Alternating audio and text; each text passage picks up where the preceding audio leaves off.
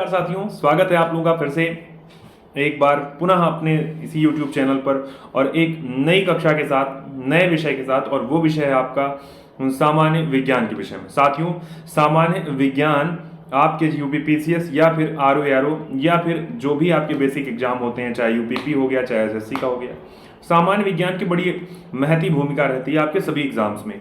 उसी क्रम में आपके बीच में ये घटना चक्र पूर्वावलोकन की सीरीज आपके बीच में लाने का प्रयास किया गया। जैसे आप जानते हैं, लगभग सभी विषय के घटना चक्र पूर्वावलोकन को कवर कराने की जो तरीका आप लोगों ने स्टार्ट किया है, उसी क्रम में ये आपका तीसरा। सुबह आपने देखा 11 बजे हम लोगों ने काम किया किसके विषय में, तो भारतीय इतिहास के विषय में। उसके बाद में दोपहर 3 बजे भारतीय भूगोल, विश्व भूगोल या भारतीय भूगोल, चाहे ये कह सकते हैं चाहे सामान्य भूगोल नाम लेंगे, उसकी चर्चा हमने की। आगे आप पढ़ रहे हैं, अभी क्रम में आप पढ़ने जा रहे हैं विज्ञान के विषय में। साथियों, इसका शेड्यूल आपको फिर से टेलीग्राम चैनल पर प्रोवाइड हो जाएगा, कितने कितने बजे सेशन होगा आपका। इसी YouTube चैनल पर ही अपने कम्युनिटी टैब में जाइएगा तो वहां भी आपको प्रोवाइड हो जाएगा। लेकिन उससे पहले हम लोग बिना समय बर्बाद के स्टार्ट करते हैं आज के सेशन को। मेरे साथ बोलिए, वाकिफ कहां जमाना हमारी उड़ान से, वे और थे जो हार गए आसमान से। साथियों, स्टार्ट करें आज के सेशन को। और आप देख रहे हैं ये घटना चक्र पूर्वावलोकन 1990 से लेकर 2023 तक जितनी यूपीपीसीएस मुख्य परीक्षा और प्री स्तर की परीक्षा, या यूपी नहीं, लगभग सभी राज्यों की जो आपके आयोग की परीक्षाएं होती हैं, उन सबको लेकर के शामिल करके ये आपका सेशन, ये आपका घटना चक्र पूर्वावलोकन की बुक है, जिसके विषय हम लोग सामान्य विज्ञान की चर्चा करने जा रहे हैं। सबसे पहले सिलेबस में अनुक्रमणिका में आप देख रहे हैं, सबसे पहले चैप्टर में, पहले पार्ट में आपको भौतिक विज्ञान दिया गया है। भौतिक विज्ञान के अंतर्गत लगभग मात्रक और इकाई से स्टार्ट करके अंतिम चैप्टर प्रमुख वैज्ञानिक एवं आविष्कार और विविध तक, यानी 17 चैप्टर आपको भौतिक विज्ञान में। वहीं रसायन विज्ञान में परमाणु संरचना के बाद अगर आप देखेंगे तो ये आपका पहुंच जाएगा उर्वरक तक और विविध तक, ये कुल मिलाकर 11 चैप्टर यहाँ। और जीव विज्ञान में आप देखेंगे तो लगभग 11 चैप्टर ही जीव विज्ञान में ही है। साथियों, इस क्रम में सबसे पहले, यानी पढ़ेंगे तो हम पूरा, लेकिन जो आपकी यूपीपीसीएस आरओ ऐसे परीक्षाओं के लिए या जो भी वनडे एग्जाम है जिसमें सबसे ज्यादा पूछा जीव विज्ञान स्तर का जाता है, जिसको हम लोग सबसे पहले पढ़ने का काम करेंगे, उसको कवर करके फिर रसायन विज्ञान और अंत में हम लोग फिजिक्स की तरफ यानी भौतिक विज्ञान की तरफ हम लोग पहुंचेंगे। तो आप सभी साथी मेरे साथ तैयार हो जाइए और उपस्थित हो जाइए इस सेशन में, क्योंकि आगे का सेशन बड़ा ही मोस्ट इंपॉर्टेंट होने वाला है। ठीक बात है ना साथियों? चलिए स्टार्ट करते हैं। सबसे पहले यहाँ नाम लिखा है जीव विज्ञान के विषय में, और पहला जो चैप्टर है ये लिखा हुआ है जीव विज्ञान की उपशाखाएं। यहाँ देखिए, पहला चैप्टर जीव विज्ञान में लिखा है जीव विज्ञान की उपशाखाएं। ये 393 से 398 पेज तक है, इसको हम लोग सबसे पहले पढ़ने का काम करेंगे। लिखा है जीव विज्ञान के विषय में। यहां से कई बार आपने देखा है, कई बार क्वेश्चन पूछ लेता है, चाहे बायोलॉजी का अर्थ पूछ ले, चाहे मैमोलॉजी का, एंथोलॉजी का, एंटोमोलॉजी का, तमाम तरीके से क्वेश्चन, आप जेरेंटोलॉजी का, बहुत तरीके क्वेश्चन है, पूछा जा सकता है। इसको हम लोग पढ़ेंगे। उससे पहले विज्ञान के विषय में बात दिया गया। साथियों, लिखा है कि जो विज्ञान होती है, ये विज्ञान एक प्रकार का सुव्यवस्थित क्रमबद्ध ज्ञान जो है, इसी का अनुभव के लिए जो प्रयुक्त होता है, उसी को विज्ञान कहते हैं। यानी विज्ञान का अर्थ है विशेष ज्ञान। पूरी परिभाषा आपने कक्षा 5-6 में पढ़ी होगी कि किसी वस्तु के क्रमबद्ध, सुसंगठित तथा सुव्यवस्थित ज्ञान को ही विज्ञान कहते हैं, सुसज्जित ज्ञान को विज्ञान कहते हैं। ठीक बात है ना?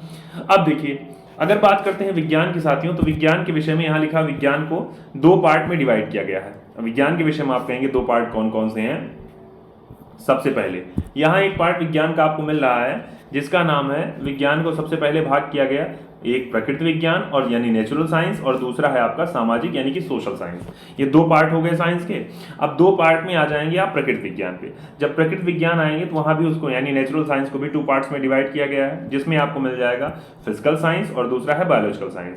ठीक बात है ना? अच्छा, अब और भी जब बायोलॉजिकल साइंस में आप प्रवेश करते हैं तो वहां पर बायोलॉजिकल साइंस को भी कई भागों में, कई शाखाओं उपशाखाओं में विभाजित किया गया, जिसके विषय में हम लोग पढ़ने का काम करेंगे। यहाँ देखिए, लिखा हुआ है किसके विषय में? लिखा हुआ है लैमार्क और ट्रेविनेनस नाम के जो व्यक्ति थे, इन्होंने ही सबसे पहले जीव विज्ञान शब्द का प्रयोग किया। यानी बायोलॉजी का पूछा गया कई बार एग्जाम्स में है, जीव विज्ञान का प्रयोग करने यानी बायोलॉजी शब्द का प्रयोग करने वाले सबसे पहले वैज्ञानिक कौन? तो नाम याद करे रहिएगा, इनका नाम है लैमार्क और दूसरा नाम क्या है?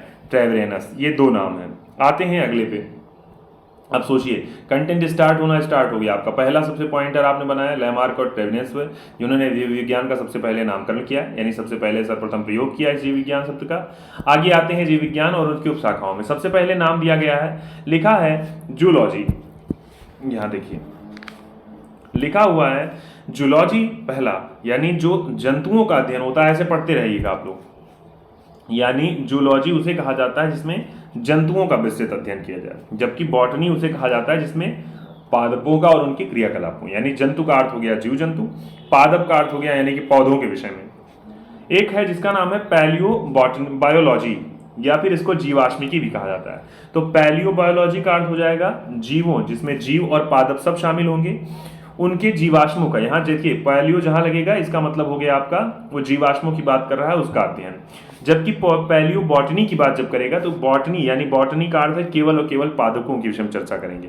मेरे साथ साथियों अभी चीजों को सुनते चलिए, जैसे क्वेश्चन आंसर पे आप पहुंचेंगे देखिए सब कुछ आपको तैयार होने वाला हो जाएगा। इकोलॉजी के विषय में लिखा है, यानी कोई सजीव है उसके चारों ओर जो पर्यावरण है उसके प्रभाव का जब हम अध्ययन करते हैं तो उसी को कहा जाता है इकोलॉजी।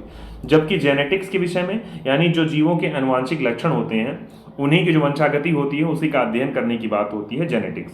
फिजियोलॉजी, यानी आप जानते हैं फिजियोलॉजिस्ट के पास आप जाते हैं जब शरीर के किसी भाग के विषय में या उसके कार्यों की कार्यविधि के अध्ययन करना होता है तो आप फिजियोलॉजी का अध्ययन करते हैं। पैडोलॉजी के विषय में अध्ययन कब करते हैं? पैडोलॉजी का अर्थ तब करते हैं जब आपको भूमि के विषय में यानी मृदा निर्माण या मृदा के प्रकार के विषय में अध्ययन करना रहता है तो आप पैडोलॉजी में जाते हैं। अगर आपको वृद्धावस्था के विषय में यानी वृद्धावस्था, काल प्रभावन के सामाजिक, संज्ञानात्मक और मनोवैज्ञानिक तथा जैविक पहलुओं का अध्ययन करना है तो आप जेरोंटोलॉजी। कई बार पूछा गया क्वेश्चन है जेरोंटोलॉजी है, बार बार पूछा जाता है तो ध्यान करे रहिएगा।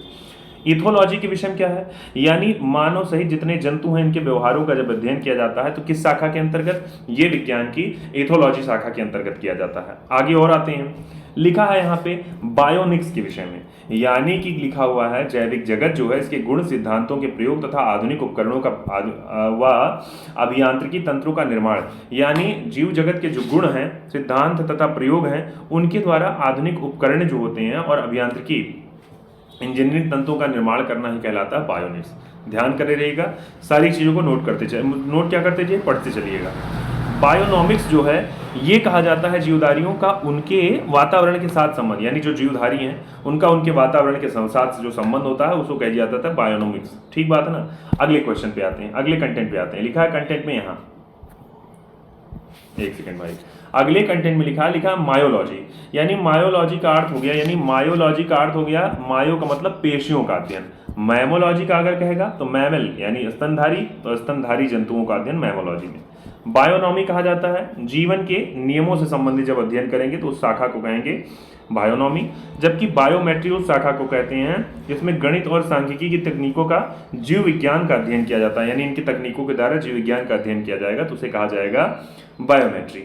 फ्रेनोलॉजी किसे कहा जाता है? बायोमेट्री याद होगा आपको, बायोमेट्री तकनीक का प्रयोग होता है जब आप उपस्थिति दर्ज कराते हैं बीटीसी बीएड वाले या कहीं ऑफिस में आप दर्ज कराते हैं उपस्थिति। फ्रेनोलॉजी कहा जाता है अगर मस्तिष्क के संबंध में अगर कार्यविधि का जांच करना है आपको तो किस शाखा में पढ़ेंगे आप विज्ञान की? तो फ्रेनोलॉजी। जबकि एंथोलॉजी विज्ञान की वह शाखा है जिसमें फूलों का अध्ययन किया जाता है।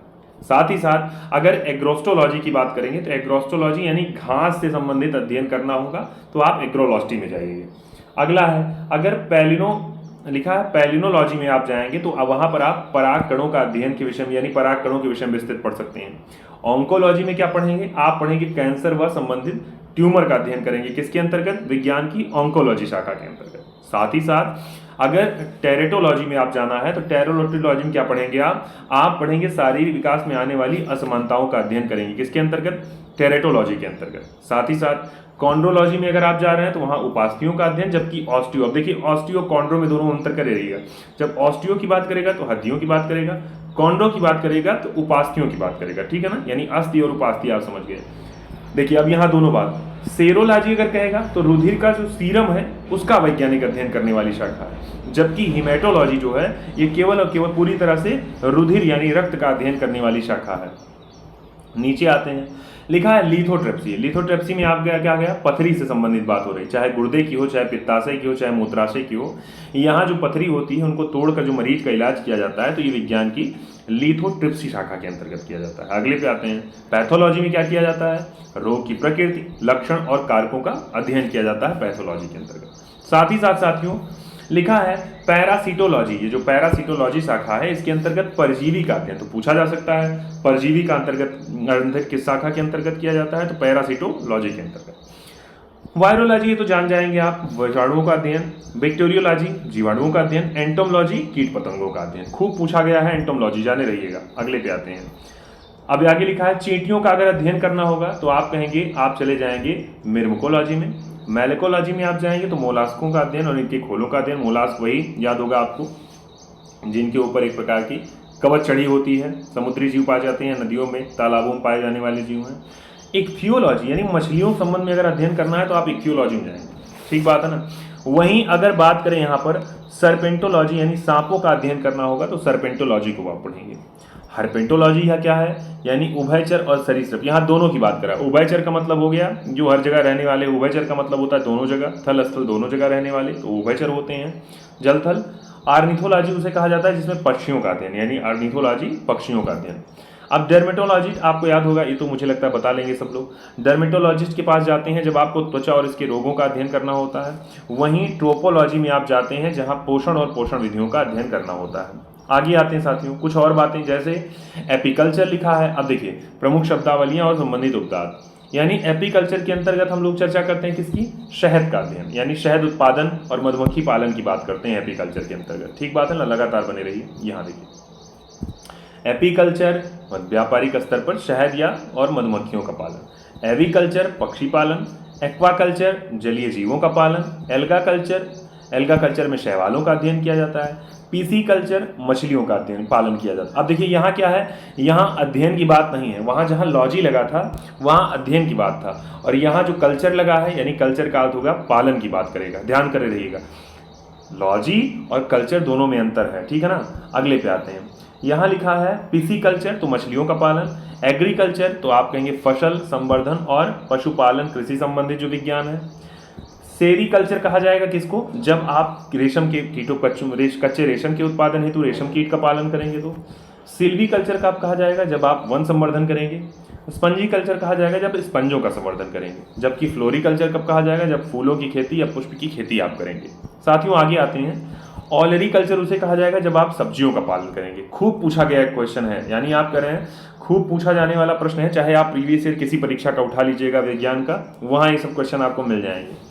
हॉर्टिकल्चर में होता है, अगर ऑलरी कल्चर होगा सब्जियों का, आर्बोरी कल्चर वृक्षों और झाड़ियों का, हॉर्टिकल्चर हो जाएगा फूलों फलों और सब्जियों और मसालों की खेती, पोमोलॉजी हो जाती है फलों की कृषि, एग्रोनॉमी हो जाती है फसलों की खेती, वर्मी कल्चर में आप जानते हैं केंचुओं का अध्ययन, केंचुओं का पालन किया जाता है। साथ ही साथ ऑस्ट्रीकल्चर में पालन किया जाता है सीपों का। सीप का मतलब याद होगा आपको, जैसे सब्जियां आलू छीलने के लिए प्रयोग होता था सीप, ठीक है ना। शंख बनता है, अलग अलग चीज़ें आप देखते हैं, तो ये सीपों का अध्ययन जो जिसमें मोती मिलते हैं ऑस्ट्रीकल्चर के अंतर्गत किया जाता है। यहाँ ऑलीकल्चर अगर कहा जाएगा तो ऑलीकल्चर जो होता है ये जैतून का उत्पादन करने वाली शाखा है ऑलीकल्चर। हेलीकल्चर जो है ये घोंघे का उत्पादन करती है, संवर्धन करती है। विटीकल्चर अंगूर का, मेरीकल्चर समुद्री जीवों का संवर्धन करती है। मोरीकल्चर शहतूत की खेती किया जाता है मोरीकल्चर के अंतर्गत। अब देखिए ये खूब पूछा जाता है हाइड्रोपोनिक्स, यानी कि ये मृदा विहीन पादप संरचना है, खूब पूछा जाता है। यानी मृदा विहीन पादप यानी ऐसी व्यवस्था जिसमें आप पौधे उगा रहे हैं बिना मिट्टी के, तो उसे कहा जाता है हाइड्रोपोनिक्स, ध्यान करे रहिएगा। अगले पे आते हैं, कुछ लास्ट का क्वेश्चन सेशन है, ये कंटेंट है। लिखा है सिट्रिकल्चर कहा जाता है, यानी खट्टे फल, जैसे भी आपको याद होगा सिट्रिकल्चर सिट्रिक एसिड के विषय में, यानी खट्टे फलों से संबंधित, तो खट्टा फल या फिर उत्पादों का अगर संवर्धन करना है तो आप उसके अंतर्गत करेंगे सिट्रिकल्चर की।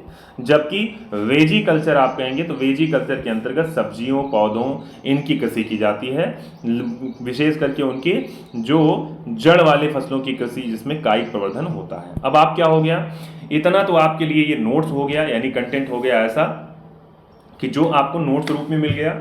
अब इसके बाद इन्हीं पे आधारित आपको क्वेश्चन करने हैं। मैंने कहा मेरे साथ लगातार बने रहिएगा, जिससे ये होगा आपको इस बार में आपको सामान्य विज्ञान का एक चैप्टर आपको तैयार हो जाए, एक चैप्टर आप पढ़ लें। मैंने क्या कहा, वैसे आप हो सकता है कि आप अपनी बुक कवर ना कर पाएं, लेकिन यहाँ जब मेरे साथ आप कवर करेंगे तो आपकी पूरी बुक भी कवर हो जाएगी। दूसरा, आप नियमित रूप से मन लगाकर उतनी देर बैठे रहेंगे हमारे साथ, ठीक है ना। क्वेश्चन पे आते हैं, लिखा है जंतु विज्ञान, यानी जंतु विज्ञान अध्ययन करता है किसका, केवल जीवित जानवरों का। देखिए पीसीएस का क्वेश्चन है, ये पीसीएस में पूछा गया नेक्स्ट क्वेश्चन है आपका कि जंतु विज्ञान जो है केवल जीवित जानवरों का अध्ययन करता है, या केवल जीवित वनस्पति का, जीवित व मृत जानवरों दोनों का, या फिर लिखा हुआ है जीवित व मृत वनस्पति दोनों का अध्ययन करता है। कौन? जंतु विज्ञान। तो आपको याद होगा इसका विषय में, इसका सी वाला राइट हो जाएगा, यानी जीवित और मृत दोनों का अध्ययन करने वाला ये जूलॉजी, चाहे जंतु विज्ञान के विषय में कह रहे हैं तो यहाँ दोनों का अध्ययन करने वाली ये शाखा है। सी ऑप्शन हो जाएगा इसका सही। देखिए यहाँ जंतु विज्ञान के अंतर्गत हम जीवित व मृत जानवरों का अध्ययन करते हैं, ठीक बात है ना। यहाँ क्या लिखा है? जीवित व मृत, केवल जानवरों की बात कर रहा है, जीवों की बात कर रहा है। लिखा है जंतु विज्ञान जीव विज्ञान की एक शाखा, प्रमुख शाखा है जिसके जनक अरस्तु। तो ध्यान कर रहिए यहाँ क्वेश्चन, तो जंतु विज्ञान के जनक कौन है? तो ये अरस्तु हैं। नेक्स्ट क्वेश्चन लिखा है ये सूचियों का मिलान करना है, कह रहा है पक्षी का अध्ययन किया जाता है पैलियोबायोलॉजी के अंतर्गत। लिखा हुआ सही उत्तर का चयन करना है, मिलान करना है, वंशागति इकोलॉजी, पर्यावरण ऑर्निथोलॉजी, या फिर जीवाश्म नियंत्रण जेनेटिक्स। अब आपसे कह रहा है कौन सा इसमें सही हो रहा है, इसका उत्तर देना है, बताइए भाई। ध्यान से देखिए, अगर मैंने कहा पक्षियों की बात करते हैं तो आप चले जाते हैं, अगर वंशागति की बात करेंगे तो आपको याद होगा जेनेटिक्स में आएंगे। अगर आप किसकी बात करेंगे, अगर आप पेलियोबायोलॉजी की बात करेंगे तो आप जीवाश्म में जाएंगे। पक्षी की बात करेंगे तो ऑर्निथो, जबकि पर्यावरण की बात इकोलॉजी। यानी इसका उत्तर क्या होना चाहिए भाई? ऑप्शन में देखें ऐसे, इसका बी वाला ऑप्शन वही सही है जो हम लोगों ने किया था, यानी कि पक्षियों का अध्ययन ऑर्निथोलॉजी, वंशागति जेनेटिक्स, पर्यावरण इकोलॉजी, जीवाश्म हो जाएगा पैलियोबायोलॉजी। यानी ये इतना हो जाएगा इसका कंटेंट। अभी देखिएगा, इतनी बार इन्हीं चीजों को आप बोल लेंगे कि आपका ये सारा चीजें आपकी याद हो जाने वाली है, ठीक बात है ना। चलिए नेक्स्ट क्वेश्चन पे आते हैं। लिखा है फलों के अध्ययन को कहा जाता है फ्रेनोलॉजी, एंथोलॉजी, एग्रोस्टोलॉजी, या फिर पैलियोलॉजी। यहाँ लिखा क्या है? पीसीएस एग्जाम में पूछा गया है, झारखंड के क्वेश्चन मोस्ट इंपॉर्टेंट है, तो इसका यानी अगर फूलों की बात करेगा तो आप किस में आ जाएंगे? फूलों का अध्ययन फ्रेनोलॉजी के अंतर्गत, ठीक बात है ना। यहाँ एक सेकंड भाई, इसमें क्या दे रहा है? एंथोलॉजी, अच्छा हाँ, एंथोलॉजी के अंतर्गत, जबकि एंटोमोलॉजी कीट पतंगों का अध्ययन। तो इसका उत्तर क्या हो जाएगा? ये हो जाएगा बी वाला ऑप्शन, यानी एंथोलॉजी। व्याख्या पर आते हैं भाई इसके। यहाँ क्या लिखा है? जो फ्रेनोलॉजी होता है, वेरी गुड, देखिए ध्यान करिए, यही गड़बड़ हो रहा था। क्या लिखा है? लिखा हुआ है जो फ्रेनोलॉजी होता है ये ब्रेन से संबंधित होता है, जबकि एंथोलॉजी होता है फूलों का, एग्रोस्टोलॉजी घास का, और पैलियोनोलॉजी होता है पराग कणों का अध्ययन करने वाली शाखा है, ठीक है ना। तो ये ध्यान करे रहिएगा इसके विषय में। नेक्स्ट क्वेश्चन पे लिखा है कीटों का अध्ययन, यानी कीटों के वैज्ञानिक अध्ययन को कहा जाता है। ये क्वेश्चन उत्तराखंड के एग्जाम में पूछा गया है। लिखा है कीटों का जो अध्ययन किया जाता है, आपको याद होना चाहिए बी वाला ऑप्शन, एंटमोलॉजी के अंतर्गत किया जाता है। मैंने कहा देखिए यहाँ मैं बहुत समय इस वजह से नहीं दे रहा हूँ क्योंकि जाहिर सी बात है सेशन पहली चीज बड़ा है, पूरा चैप्टर कवर कराना है। दूसरा, आप मेरे साथ बने ही हैं तो चीजों को देखते रहिएगा, लास्ट में आपका याद हो जाएगा। आपके पास बुक होगी तो उससे भी बाद में रिवीजन कर सकते हैं। तो इसका हो जाएगा बी वाला ऑप्शन राइट। यहाँ देखिए कह रहा है इक्थियोलॉजी है वो मछलियों का अध्ययन करता है, एंटमोलॉजी कीटों का, पैरासिटोलॉजी परजीवी जीवों का, जबकि मैलकोलॉजी करता है मोलास्क, इनके खोलों। मोलास्क वही मैंने कहा जो समुद्री या तालाबों नदियों में पाए जाने वाले जीव हैं जिनके ऊपर एक कवच बनी रहती है। तो ये याद करे रहिएगा। नेक्स्ट क्वेश्चन पे आते हैं। लिखा है जनसंख्या और मानव समुदायों के संपूर्ण आंकड़ों का अध्ययन। देखिए यूपी पीसीएस प्री 94 में पूछा गया, जीआईसी 2017 में पूछा गया क्वेश्चन है। इसका उत्तर 5 नंबर प्रश्न का क्या हो जाएगा भाई? जल्दी बताइए आप सारे लोग। लिखा हुआ पारिस्थितिकी विज्ञान, अनुवांशिकी, या फिर जनानकी, या फिर वायरस। कह रहा है जनसंख्या और मानव समुदायों के संपूर्ण आंकड़ों का। भाई इसके विषय में तो मुझे लगता है किसके विषय में आ जाएंगे? 5 नंबर प्रश्न। तो 5 नंबर प्रश्न में आपको पहुंच जाना चाहिए किसमें? एक सेकेंड, सही है, यानी जनांकी, यानी क्या लिखा है? जन का अंकन करना है तो जनांकिकी इसे कहा जाएगा। तो ये जनसंख्या और मानव समुदायों का अध्ययन जो करना है वो सी वाली शाखा में, यानी जनांकिकी के अंतर्गत। ये देखिए यहाँ जनांकिकी के विषय में लिखा है जिसमें जनसंख्या और मानव समुदायों के समस्त निर्धारक तत्वों उनके परिणामों का अध्ययन किया जाता है। इसके अंतर्गत जनसंख्या के आकार, क्षेत्रीय वितरण, बनावट, उसमें पाए जाने वाले परिवर्तन के उत्तरदायी कारकों जैसे जन्म दर, मृत्यु दर, क्षेत्रीय संरचना, सामाजिक गतिशीलता का अध्ययन किया जाता है। लिखा है अर्थात इसके अंतर्गत जनसंख्या के गुणात्मक और परिमाणात्मक दोनों पक्षों का अध्ययन किया जाता है। अगले पे आते हैं। लिखा है विभिन्न संस्कृतियों के, लिखा है वैज्ञानिक विवरण के तुलनात्मक अध्ययन को कहते हैं।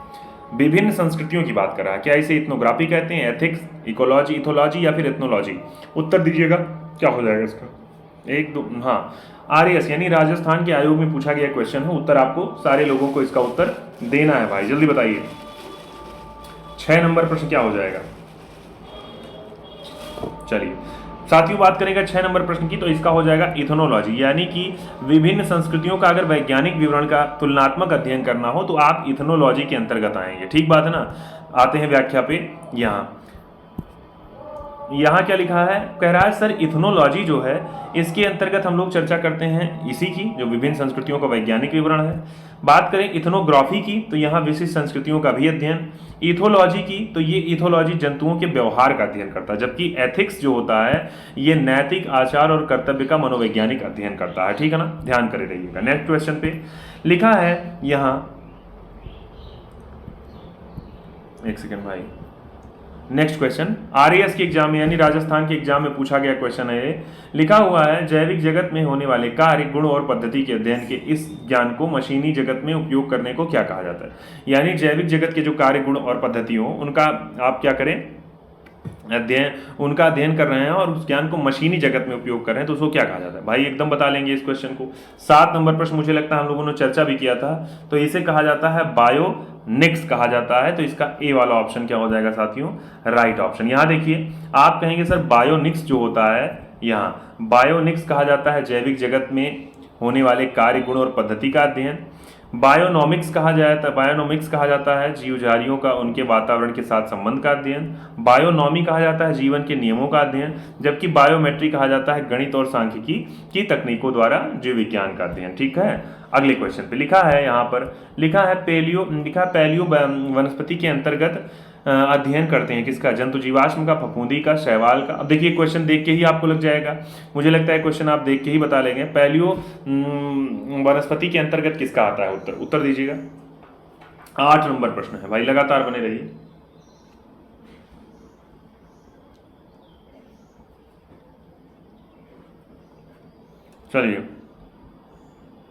चलिए यहां अगर पैलियो वनस्पति की कुछ देर पहले ही ये क्वेश्चन आया था और याद करिए उसमें नाम आया था किसका, उसमें जीवाश्मों का नाम आया था। ठीक बात है ना। तो इस वजह से ये पैलियो वनस्पति के अंतर्गत हो जाएगा। डी वाला ऑप्शन इनमें से कोई नहीं। उत्तराखंड पीसीएस में पूछा गया क्वेश्चन है। यहाँ लिखा है जो पादप जीवाश्म, यानी पादप जीवाश्म मतलब होता है पादप जो होते हैं यानी पौधे, पेड़ पौधे हैं, उनके जले हुए अंशों का अध्ययन किया जाता है पैलियो बॉटनी या फिर पैलियो वनस्पति के अंतर्गत। ठीक बात है ना। अगले क्वेश्चन पे एक नाम दिया गया है, इसमें नाम दिया गया प्रोफेसर बीरबल साहनी का। ये व्यक्ति भारतीय जीवाश्म वनस्पति विज्ञान का इनको जनक कहा जाता है। किसे, बीरबल साहनी को। नेक्स्ट क्वेश्चन में रेशम कीट का पालन, जो रेशम कीट पालन को क्या कहते हैं, लिखा है रेशम कीट पालन को कहते हैं एपीकल्चर, हॉर्टिकल्चर, सेरीकल्चर, या ये तो बता लेंगे आप लोग। ये भी उत्तराखंड में पूछा गया क्वेश्चन है। इसका उत्तर साथियों हो जाएगा सेरीकल्चर, यानी रेशम की बात अगर करेंगे तो सेरीकल्चर के अंतर्गत, सी वाला ऑप्शन सही। नेक्स्ट क्वेश्चन पे आइए, देखिए यहाँ लिखा हुआ है जो एपीकल्चर होता है साथियों, यहाँ लिखा है जो एपीकल्चर होता है, इस एपीकल्चर के अंतर्गत हम लोग व्यापारिक स्तर पर शहद और मधुमक्खी का पालन करते हैं। हॉर्टी के अंतर्गत पुष्प और फल देने वाले पौधों का अध्ययन करते हैं। सेरी के अंतर्गत कच्चे रेशम का अध्ययन करते हैं, जबकि फ्लोरी के अंतर्गत सजावटी पुष्पों का अध्ययन करते हैं। ध्यान करे रहिएगा, उत्पाद अध्ययन करते हैं, पालन करते हैं। अगला लिखा हुआ है मधुमक्खी का उपयोग किया जाता है टिश्यू कल्चर में, पीसी कल्चर में, सेरी या फिर एपी कल्चर में। भाई मधुमक्खी की बात कर रहा है 10 नंबर प्रश्न में और कह रहा है मधुमक्खी का अध्ययन जो किया जाता है ये किया जाता है आपका, मैंने क्या कहा, सेरी में रेशम का, लेकिन यहाँ पर सी वाले में एपी कल्चर में हो गया मधुमक्खी का। ठीक बात है, पीसी में मछली का उत्पादन। तो इसका सी वाला ऑप्शन हो जाएगा राइट। 11 नंबर प्रश्न लिखा है सही सुमेलित नहीं है कौन सा, फूलों की अगर खेती होगी तो क्या फ्लोरिकल्चर कहा जाएगा, फसलों की खेती को एग्रोनॉमी, सब्जियों का हॉर्टिकल्चर और फलों की पोमोलॉजी। तो मुझे लगता है इसका कौन सा सुमेलित नहीं है, तो फसलों वाला क्या हो जाएगा, इसका सी वाला कह रहा है। देखिए यहाँ हॉर्टिकल्चर को इसमें नहीं मान रहे हैं। अच्छा फसलों सब्जियों की खेती को हॉर्टिकल्चर, यहाँ लिखा हुआ है, देखिए ये लिखा है कि जो बागवानी यानी हॉर्टिकल्चर कृषि है, इसके तहत फलों की कृषि, सब्जियों की कृषि तथा फूलों की कृषि तीनों आती है ना। तो इस वजह से इस प्रश्न में ए और डी के तहत फूलों की खेती और फलों की खेती के लिए क्रमशः फ्लोरिकल्चर और पोमोकल्चर को दिखा दिया है। भाई चूंकि यहाँ अलग अलग चीजें दिखा दी गई, इस वजह से इस वाला ऑप्शन क्या हो जाएगा, केवल सी वाला ऑप्शन इसमें गलत मान लिया गया है। ठीक है ना। चलिए अगले क्वेश्चन पे आते हैं।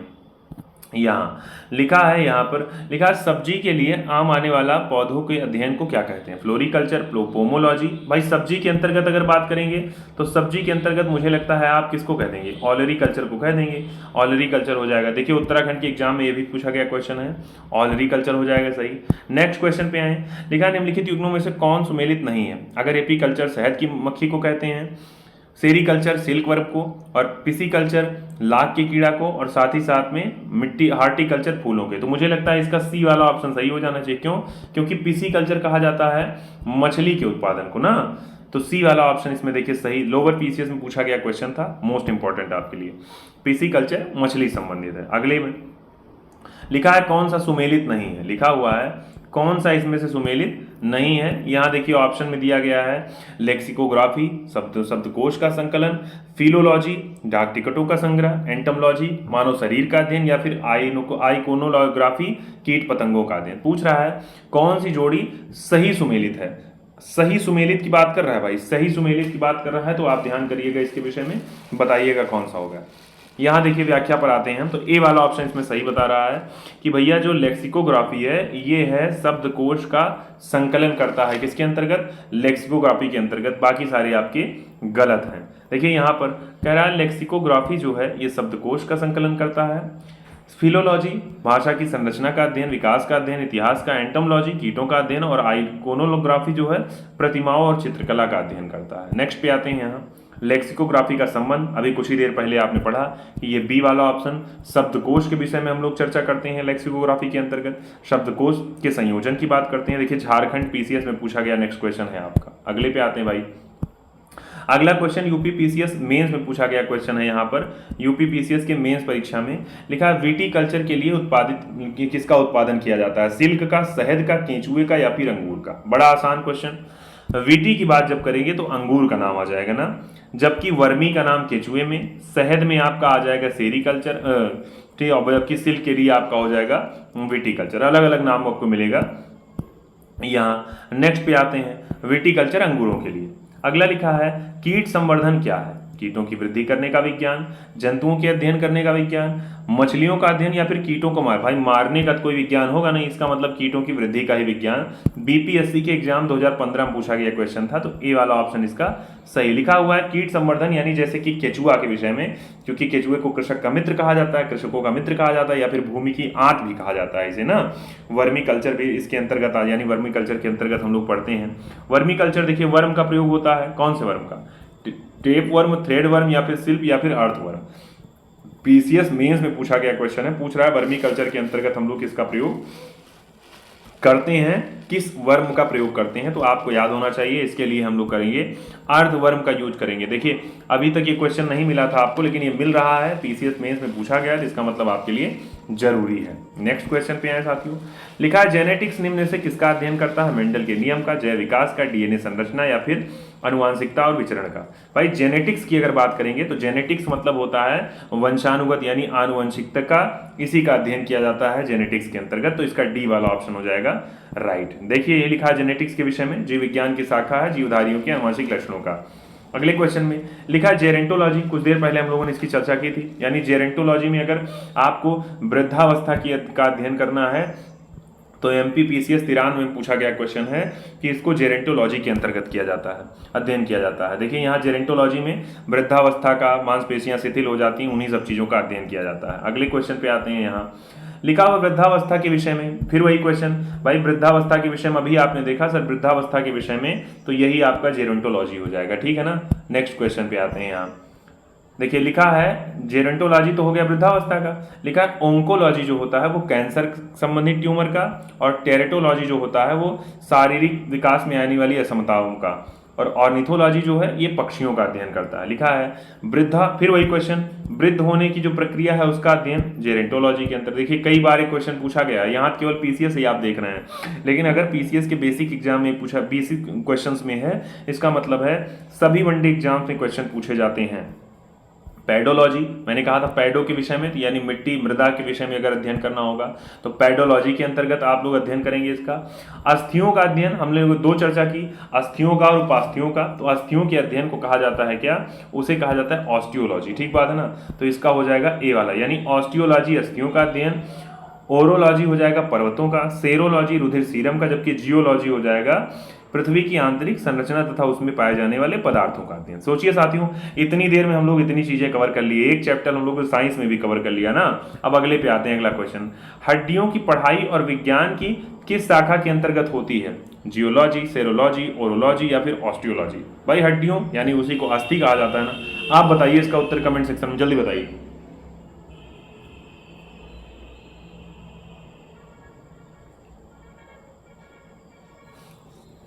चलिए, तो हड्डियों हो जाएगा आपका ऑस्टियोलॉजी के अंतर्गत। नेक्स्ट क्वेश्चन पे आए, यहां लिखा सर्पों के विषय में जो जानकारी मिलती है वो किसमें, हरपेंटो नहीं, ऑर्निथो नहीं, इक्थियो नहीं, तो ये मिल जाती है सर्पेंटोलॉजी। उत्तराखंड पीसीएस के एग्जाम का क्वेश्चन है। यहां आते हैं, यहां पे लिखा है, जबकि ऑर्निथो जो है ये पक्षी विज्ञान का अध्ययन करता है, इक्थियोलॉजी जो है ये मछलियों का अध्ययन करता है, ठीक है ना। हर्पेटोलॉजी जो है उभयचरों का अध्ययन और सरीसृपों दोनों का अध्ययन करता है। अगले पे आते हैं, निम्न में से बेमेल को ज्ञात करिए, फिजियोलॉजी, साइकोलॉजी, पैथोलॉजी या फिर बैक्टीरियोलॉजी। पूछ रहा है कौन सा ऐसा है जो कि इसमें से मेल नहीं खाता है। भाई सोचिए, मैंने कहा ये जितनी है ये सब तो आपका, ये सब आपके जीवों से संबंधित है, लेकिन ये साइकोलॉजी है, ये मनोविज्ञान की बात करता है, तो इसका बी वाला हो जाएगा आपका बेमेल, है ना। साइकोलॉजी इनसे अलग पढ़ाई है। लिखा है हाइड्रोपोनिक्स क्या है, तो हाइड्रोपोनिक्स के विषय में आप पढ़ते हैं, तो मैंने कुछ देर पहले चर्चा की थी, यानी मृदा विहीन जो पौधों का पादपों का संवर्धन किया जाता है। तो यहाँ पहला ऑप्शन मृदा विहीन पादप संवर्धन को ही कहा जाता है हाइड्रोपोनिक्स, ठीक बात है ना। अगले क्वेश्चन पे, यानी हाइड्रोपोनिक्स ऐसी क्रिया होती है जिसमें खनिज पोषक तत्वों के विलयन के प्रयोग द्वारा जल में पौधों को उगाया जाता है, या पौधों को उगाने की ऐसी विधि जिसमें भूमि में पौधे नहीं उगाए जाते हैं ना। नेक्स्ट क्वेश्चन पे आते हैं, यहाँ नेक्स्ट क्वेश्चन। अब देखिए, आज के लिए साथियों ये वाला चैप्टर आपका कंप्लीट हो गया, जिसमें हम लोग जीवों के शाखाओं के विषय में, यानी जीव विज्ञान की शाखाओं के विषय में हम लोग चर्चा किए, जीव विज्ञान की जितनी उप शाखाएं हैं। बाकी मैंने कहा कल भी आपको ये सेशन आपका आपके टाइम पर ही प्रोवाइड होगा। टाइम आपको जानना है तो टेलीग्राम चैनल से आप जुड़िएगा, नीचे डिस्क्रिप्शन बॉक्स में आप वीडियो के देखेंगे तो वहां पर आपको टेलीग्राम की लिंक मिल जाएगी। दूसरी बात, आप इतना जानिए कि push yourself, no one else is going to do it for you, यानी आपको क्या करना है, अपने आप के आप अपने भाग्य के स्वयं निर्माता हैं। आपको अच्छाई बुराई के अपने स्वयं स्वामी हैं। आप गलत हैं तब आप जिम्मेदार हैं, सही हैं आप तब भी आप ही जिम्मेदार हैं। कहने का अर्थ ये है, अब भी समय है, अपने लिए आप प्रेरित रहिए, अपने काम के लिए प्रेरित रहिए, लगे रहिए, क्योंकि और कोई सत्ता ऐसी नहीं, और कोई व्यक्ति ऐसा नहीं है, या और कोई व्यवस्था ऐसी नहीं जो आपको ऐसा कोई कर देगा कि चमत्कार हो जाएगा और ऐसा आप करने लगेंगे, ठीक बात है ना। आते हैं तो आपके लिए YouTube पे आप जब जाएंगे तो YouTube पे ऐसे त्रिपाठी सर जीएस अयोध्या, कोई भी आपका साथी हो तो आप उसको बता सकते हैं, ऐसे डालिए त्रिपाठी सर जीएस अयोध्या, तो आपको ऐसे ही पेज मिल जाएगा। आपको सब्सक्राइब कर लेना है और दूसरा बेल आइकॉन को प्रेस कर लेना है, जिससे आपको नोटिफिकेशन मिलता रहेगा। साथियों, आगे का जो सेशन होने वाला है उसकी जानकारी आपको मैंने कहा कम्युनिटी टैब में मिल जाएगी, वीडियो अपने टेलीग्राम चैनल पर मिल जाएगी। तो सभी साथी उपस्थित रहिए। बाकी मिलते हैं अगले सेशन में। आपने इतना सहयोग किया, आपका बहुत बहुत धन्यवाद। जय हिंद, जय भारत, वंदे मातरम। धन्यवाद।